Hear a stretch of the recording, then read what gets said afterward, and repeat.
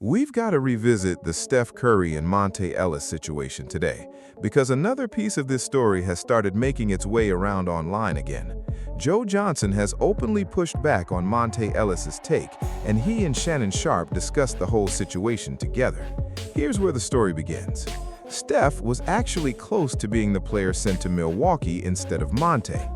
The initial trade package involved Curry, not Ellis, and that detail matters because Monta Ellis has argued that even if Steph had never stayed with the Warriors, the outcome could have been identical if everything else had remained intact.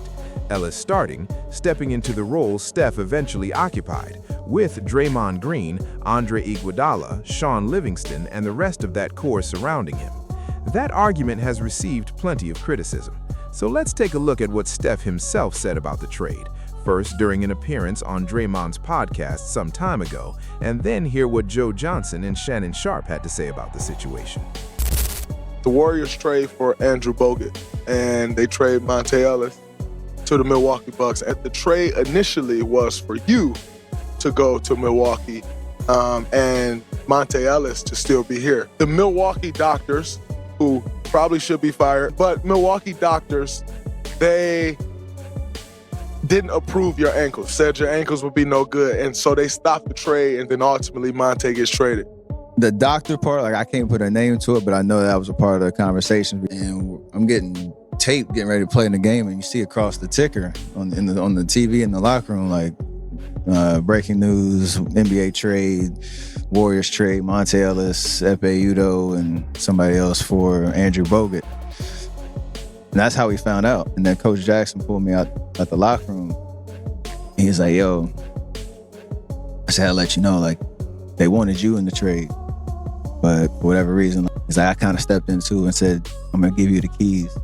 I felt like I really believe in you. We just got to get you healthy. And that's what the rest of the season's going to be about. So, his line, don't make me a liar. That was when it was trade happened and oh, by the way, that could have been you type vibe all at the same time. Crazy day. I'll never forget that. When you really stop and think about it, history could have gone in countless different directions. Consider what the ripple effect might have been for LeBron James and the Cavaliers if Steph had never landed in Golden State. What would those Kyrie Irving teams have looked like, including that finals run when Kyrie suffered an injury? Who would have actually been facing LeBron in the finals during that period?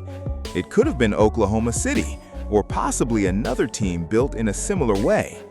Cleveland still would have had a difficult path regardless, but it's fascinating to think about how much could have changed. So let's get into what Joe Johnson and Shannon Sharpe had to say about it. To replace him and stick and handle the ball, he can catch and shoot. There's a reason I wanted to bring up that final point. I've seen this argument circulating lately, and I actually heard Jeff Teague make a similar point on his podcast. Here's how I see it. If Damian Lillard had landed with the Warriors instead of Steph, there probably would have been plenty of excitement early on, especially considering his Bay Area connection, and he likely would have performed well immediately. But it's much more difficult to argue that the same chemistry would have formed between him, Clay, Draymond, and everyone else in a way that eventually created a championship culture. Anytime somebody says you could simply replace Steph with another player and still achieve the exact same success, or even suggest that outcome was realistic, I have a hard time buying it. Here's why. Kevin Durant wanted to join a team built around a player like Steph, partly because Steph isn't the traditional point guard who has to dominate the ball every possession. Remove that element and those championship seasons probably don't happen the same way. I don't believe the offense would have functioned similarly. Dame, even with people pointing out that he spent more time playing off the ball recently, still needs and controls the ball much more than Steph generally does, significantly more honestly, and that difference by itself would alter the entire structure of the roster. When it comes to Monta Ellis, he was absolutely a downhill scorer and an incredibly athletic player. From watching him on tape, he always appeared closer to 6'1" or 6'2" to me, despite being officially listed at 6'3". Either way, there was no question about his explosiveness. But I wouldn't compare his style to Stephon Marbury. Marbury was a legitimate floor general who could create separation, collapse defenses, and deliver the ball at an elite level, even though he became more shoot-first later in his career during his time in Phoenix.